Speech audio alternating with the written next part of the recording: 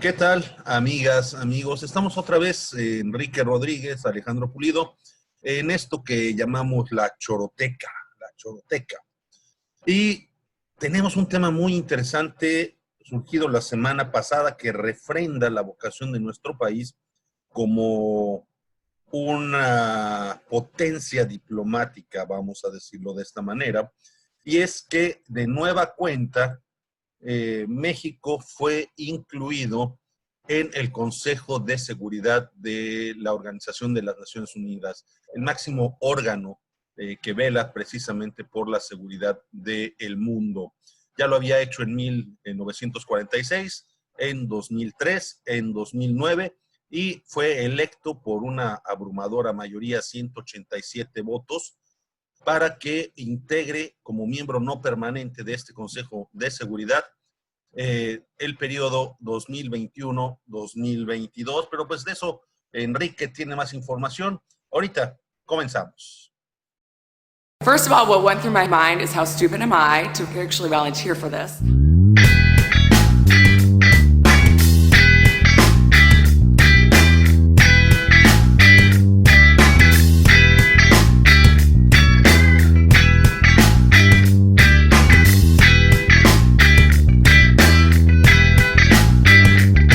La choroteca.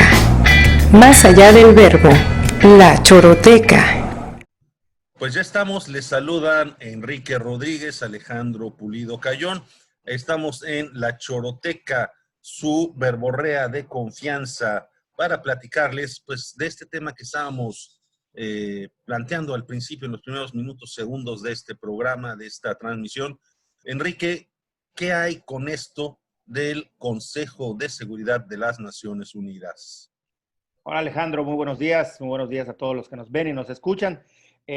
Pues nada, México, como tú lo habías mencionado en la introducción, fue votado a favor para formar parte de este Consejo de Seguridad ante la ONU. Ya lo había hecho en otros años. Hay que decir en ese sentido que en otros años pues fueron otros contextos y otras situaciones, tanto diplomáticas como socioculturales. Sí, tan abrumador fueron los votos a favor que ganó 187 de 192.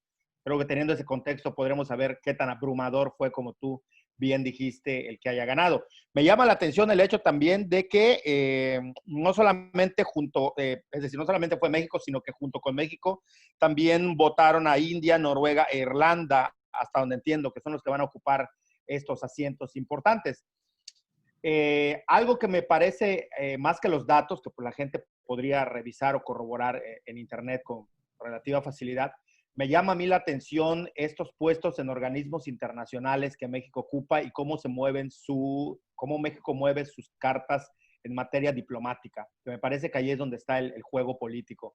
Más allá de para qué y en dónde estén. Habíamos visto que hace unas semanas había nombrado a Hugo López-Gatell como consejero ante la OMS.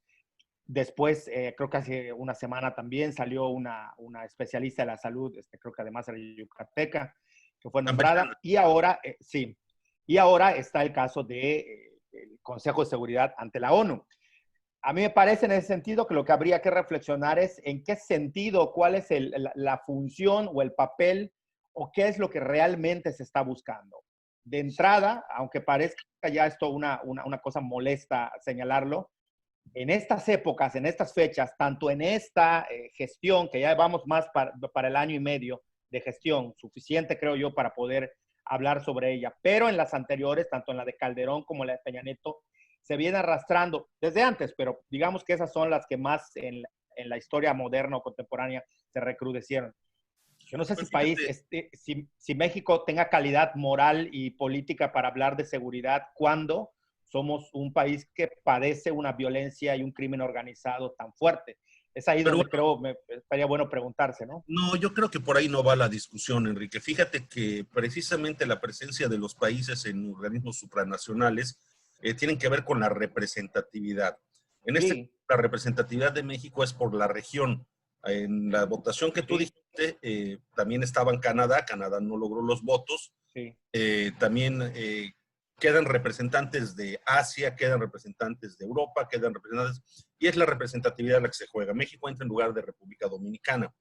Pero el Consejo de Seguridad, si bien es cierto, tiene funciones muy específicas. Los 5 miembros permanentes son los que marcan la batuta. Entonces México ahí nada más ingresa con la representatividad que necesita. Pero también hay que pensar que México dentro de este concierto, vamos al lugar común, el concierto de las naciones, ha tenido que jugar un papel sumamente importante por todos los tratados internacionales que ha firmado. Tan es así que la última vez que fue integrante miembro no permanente de este Consejo de la ONU, estamos hablando del 2009-2010, y es justo cuando México tiene que adaptar la Constitución y hacer una gran reforma constitucional para que pueda seguir trabajando con las demás naciones, y me refiero al hecho de que es la famosa reforma del 2011, cuando se cambia el primer capítulo de la Constitución, artículo primero, artículo 33, y pasa de ser de las garantías individuales a los derechos humanos, y si no se queda subordinada a la Constitución ya también se interpreta a la luz de los tratados internacionales sobre derechos humanos, y de eso trata precisamente el Consejo de las Naciones Unidas y el Consejo de Seguridad, el respeto a los derechos humanos y declarar la legalidad o ilegalidad de una guerra. Y ahí México sí tiene mucho que aportar, sobre todo con quien es su representante, Juan Ramón de la Fuente, es el embajador de México ante la ONU. Sí, a ver, entiendo lo que me estás diciendo, o sea, entiendo la importancia de la representatividad. Lo que yo mencionaba era cómo, independientemente de eso, a nivel simbólico, hace un poquito de ruido. Nada más era ese el tema, ¿no? De qué circunstancias México es llamado para formar parte de eso. No dejo de lado, por supuesto, que se habla de la representatividad. Pero bueno, Aún así, más ruido haría Estados Unidos, ¿no? Que es sí, claro. No, hombre, cuando Rusia. le dieron el Premio Nobel de la Paz a Obama, no había nada más simbólico que eso, ¿no? Por poner un ejemplo de cómo se dan las representatividades y las movidas políticas. Pero incongruencia, acuérdate del caso de esta mujer, Catherine Gon. Sí, hombre. Catherine Gon, que es la que revela la estrategia que estaba siguiendo Estados Unidos en el 2002-2003 para forzar el voto de las Naciones Unidas a favor de la guerra de Irak, de la Segunda Guerra de Irak. O sea, fue un escándalo en Gran Bretaña, en el mundo, brutal, porque estaba Estados Unidos utilizando la inteligencia británica para someter, chantajear a países como Chile, que eran en ese entonces miembros del Consejo de Seguridad. México, si no me equivoco, no estaba ese año, pero también se siguieron esas estrategias muy poco éticas, por decirlo menos, de lo que significa la inteligencia mundial. Luego, en el tema de representatividad, como tú dices, es por regiones, y aquí habría que poner a México en el lugar que le corresponde.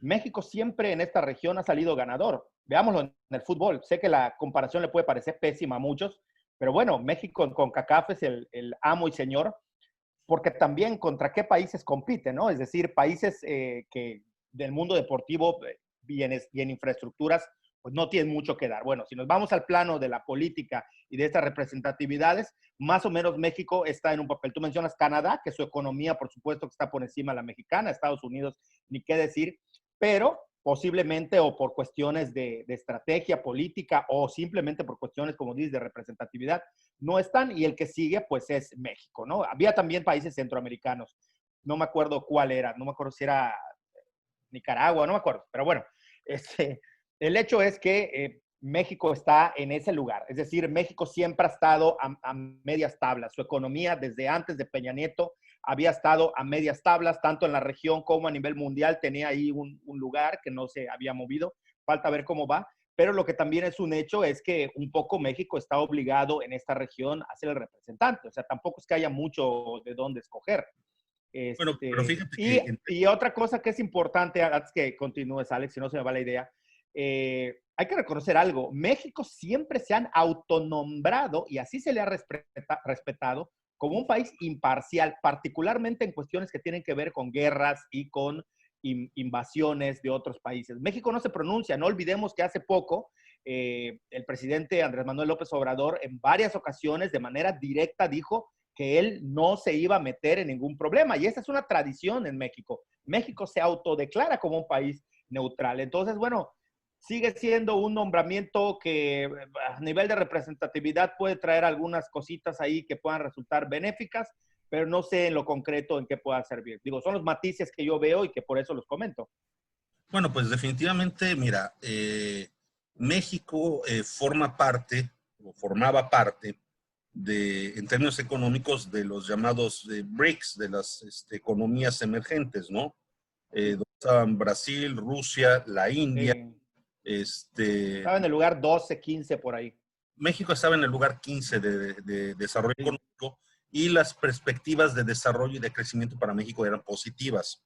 O sea, se hablaba de que México ya estaba encarrilado hacia un crecimiento. Obviamente, pues no previeron los daños catastróficos a nivel global de lo que ha significado la COVID-19 y la emergencia sanitaria mundial, que vino a trastocar toda la cuestión económica. En ese sentido, México sí necesita insertarse dentro de estos órganos de gobierno de las instituciones supranacionales. ¿Por qué? Porque le da representatividad precisamente en todo lo que va a necesitar. Y no olvidemos que también al seno de la Organización de las Naciones Unidas se discuten muchos otros temas y uno de sus asuntos es también el desarrollo económico, el desarrollo cultural, la salud, que es lo que estamos viendo, cómo se están integrando dos mexicanos, y eso, bueno, integrando es un diremos, porque bueno, hay sus bemoles, pero la necesidad de que México esté ahí y que mantenga esta postura tradicional que tú dices de neutralidad, pues va a ser importante para otro tipo de gestiones. Pero además no olvidemos, y esto hay que subrayarlo, no es que haya llegado México en 2018 y diga yo quiero ser integrante del Consejo de Seguridad. No, estas gestiones empezaron en el sexenio anterior, como muchas de las cosas que se habían hecho para que México pudiera ingresar a una nueva economía del siglo XXI que van desde tecnologías limpias para producción de energéticos, desde competitividad en las telecomunicaciones, desde igualdad en los derechos humanos y respeto a los derechos humanos. Son cosas que se vinieron trabajando no de 8, 10 años, se vienen trabajando desde el 2000, es una trayectoria, y finalmente empiezan a concretarse las reformas estructurales en el sexenio pasado, y es cuando empiezan también estas gestiones para que México ingrese a este órgano de gobierno o de toma de decisiones, este Consejo de Seguridad de la ONU. Eso tampoco lo tenemos que perder de vista. No es que este gobierno haya dicho, vamos a hacerlo y ya estamos, sino que viene un proceso. Ahora, ¿cómo lo va a capitalizar este gobierno? Esa es la pregunta. La pregunta y ese es el riesgo, para decirlo en claro desde como yo lo veo, la pregunta y el riesgo, visto lo visto hasta el momento. Yo no sé ahí qué papel tú creas que esté jugando más allá del doctor Juan Ramón de la Fuente, caso del canciller Marcelo Ebrard, si hay ahí algún papel importante en las negociaciones o a nivel político sobre todo. Pues a nivel político, mira, esta es una pregunta que también tendríamos que respondernos, ¿no? ¿Cómo está funcionando el cuerpo diplomático mexicano? Si consideramos muchas cuestiones que han sacudido a la estructura de este cuerpo diplomático, que además es un cuerpo diplomático de carrera. O sea, no llego yo y digo, mañana quiero ser diplomático y ya me inserto claro, en la Secretaría de Relaciones Exteriores, sino que es una carrera.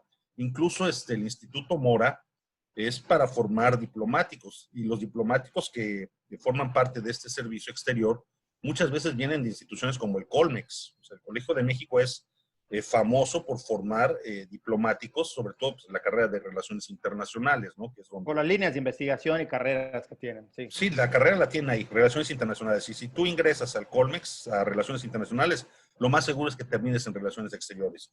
Entonces, es un servicio exterior de carrera que México ha tenido muchas luces, y ahorita habría que ver qué papel está jugando Marcelo Ebrard ahí como secretario de Relaciones Exteriores, pero para la política interior. Y acuérdate de esta máxima que se dice todo el tiempo, ¿no? La mejor política exterior es la política interior. Entonces, en una lógica sucesoria, como nos habían acostumbrado en la época de los tapados, que parece ser que está de auge nuevamente, que regresa la idea del tapado, que regresa la idea del dedazo y bueno, muchas cosas que pensábamos superadas, pues yo no dudo que Marcelo Ebrard esté posicionándose para que más adelante, con miras al 2024, tenga la oportunidad que se le negó en el 2012. Paradójicamente, ¿no? Irónicamente, quien le negó la oportunidad en el 2012 podría estar propiciando con este tipo de jugadas internacionales que sea el bueno, por decirlo menos, en el 2024. Pues lo está posicionando, como se diría en el marketing. Hay un posicionamiento, hay una construcción de una narrativa en torno a él. En algunos casos de la pandemia, acuérdate que ha dado la cara junto a Hugo López-Gatell. Es decir, pareciera ser, digo, una lectura un poco adelantada, pero pareciera ser, sí, que por ahí van los tiros con él. Lucida, ahí tomando el café. Ya me tomé el mío. Estornudo de etiqueta, discúlpenme. Sí, me puedes salpicar. Ya se comprobó que además de las partículas en el aire, también del monitor salta la saliva. Entonces, sí, llega. Está comprobado. Comprobó que llega a través del Zoom. Una mentira. Se ha usado tanto el pinche Zoom que ahora ya sirve para jalar partículas de saliva. Pues yo creo que esto del tema de las relaciones internacionales daría para un análisis más a fondo. Sí, a mí me interesa mucho cómo México juega y sobre todo, insisto, no más allá de lo que es y de lo que no es, a nivel de cómo juega con estos posicionamientos en organismos internacionales a favor de las narrativas políticas y de cara a darles un discurso a la población, a la gente, ¿no? Es pues, como este orgullo nacional de ya estamos ahí, logramos. Sí, pues también estamos en la OEA, también estamos en la OEA y pregúntales cómo les fue en la votación por Venezuela. Claro. Cómo jugó México antes del 2018 y después de 2018 en la OEA, la Organización de Estados Americanos. O sea, hay cosas muy, muy interesantes. Pero yo quiero llamar la atención rápidamente, Enrique, antes de que nos vayamos, con otro tema que se me hace muy interesante, muy importante, y es el de la CONAPRED. Sí. Me parece lamentable que de un plumazo en 2 días, por una estupidez, se borre el legado de un hombre como Gilberto Rincón Gallardo. O sea, Gilberto Rincón. Si la CONAPRED tuvo significado, tuvo peso y tuvo sentido, fue por el trabajo de un hombre que de manera incansable luchó por la no discriminación y por la igualdad y el respeto hacia las personas. Y de la noche a la mañana la quieren desaparecer o ya están en proceso de liquidación.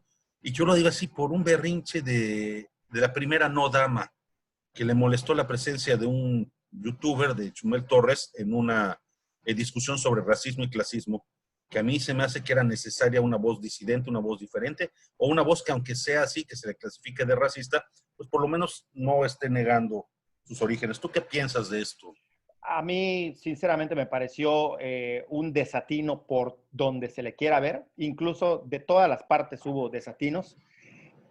No era la manera de debatir después del supuesto, que no era debate, era una reunión de 4 o 5 personas, entre ellos expertos, entre ellos gente de internet, que hay que decir que aunque no sean expertos, son gente que les guste o no a quienes sigan o no a Chumel. No es mi caso, a mí es un comunicador o un youtuber que nunca me ha gustado su contenido, pero bueno, eso es aparte. Lo que hay que admitir es que es una persona que jala un montón de gente. Yo creo que en ese sentido se le invitó, no nada más por la visibilidad que le iba a dar, que no tienen, que no me vengan a decir que los demás tenían las vistas que la presencia de Chumel les iba a dar. Por un lado esa, pero por el otro lado también poner el antagónico. Él dijo, yo sé que iba a ir a que me dieran de piñazos. O sea, sabía que los tomatazos iban a ir sobre mí, pero entendí cuál era mi papel, el de fungir un poco de bufón al que van a trolear y van a tirarle todos. Él lo expresó varias veces y aún así acepté. Ahora, el tema es que me parece que fue tratado con las patas y aquí sí no creo, aunque yo he sido defensor de que en política no hay nada, por pequeño que sea, que no tenga una intencionalidad. Me parece que aquí sí se le sale de las manos a todo el mundo. Resolver esto a tuitazos, que sería el símil, a tomatazos, a gritos y a sombrerazos, me parece que no es la manera. Andrés Manuel ya salió a decir que no la va a disolver. Sin embargo, la escalada de la lluvia de renuncias solicitadas y algunas no solicitadas se dejó venir. Y esto pues pone en riesgo una una CONAPRED que la gente no sabe lo que había hecho. Yo leo que mucha gente dice, no, que si la PRED funcionara de verdad, no estaría la gente insultándose ni agrediéndose. Ojo, la CONAPRED está para evitar que a alguien, por su color de piel, por su condición física, por su origen o por su estrato socioeconómico, se le impida el acceso a los derechos que todos debemos tener. No está ahí para ver quién le mienta a la madre a quién le dice gordo a quién le dice prieto a quién, que debería de evitarse, obviamente, pero no estamos confundiendo el ser con el deber ser. ¿Qué debería ser? Que nadie se insulte. ¿Cuál es la realidad del ser? La gente se agrede en su interacción social y, de hecho, desde las ciencias sociales, esta interacción es histórica y, nos guste o no, sucede. Esa no es la función de la CONAPRED. La función de la CONAPRED es que cada vez que alguien enfrente un problema porque está tatuado y no le dieron trabajo o lo corrieron, porque por su aspecto físico, su origen, no se le dio trabajo, se le despidió, ahí para que las instituciones funcionen sin estos prejuicios y sin echar mano de estas situaciones tan desagradables. Y no solo las instituciones, también a particulares que incurren en este tipo de prácticas. Claro, cuando hay un dolo, cuando hay una acción de tratar... medios locales que recibieron visitas y recomendaciones de la CONAPRED por el manejo que hacían de la información discriminatoria. Lo que pasa es que la gente no se mete a averiguar todo lo que ha hecho la CONAPRED y todos los programas que lanzó, todos los programas de denuncias, por ejemplo, que lanzó y que sí tuvieron eficacia, pero la gente, como no lo ven las noticias, como no lo ven los titulares, creen que no estaba haciendo. Y entonces ahí es donde la voz del presidente de este país, pues hace un poco de ruido, mucho, cuando se para y dice, yo no sé para qué existía. Yo no sé para qué existe. Yo no sé, me acabo de enterar de que existe. Diciéndole CONAPREP en lugar de CONAPRED. En fin, una serie de desatinos por todos lados y me parece ridículo que realmente esto se haya formado a partir de una persona que ni es comediante, porque Chumel Torres, me perdonan, pero no es un comediante. Él quiere ser comediante, de allá que lo sea es otra cosa. Que no es comunicador, es un youtuber. Métanse a investigar qué hace un youtuber. Que haya gente de comunicación que esté utilizando YouTube, bueno, es otra cosa. Pero Chumel Torres en particular ni es comediante. A mí en lo particular, sus intentos de chiste no me causan gracia. Es un tipo que en todo caso, en internet surgió como alguien que se burla así de los políticos. Y él lo ha dicho. Nosotros lo que hacemos aquí es criticar a los políticos. Hay gente a la que le gustó ese contenido. No olvidemos que el crecimiento de Chumel Torres fue cuando él criticaba a Peña Nieto un día sí y al otro también. Bueno, ya sonó. Parece ridículo. Ya sonó la campana.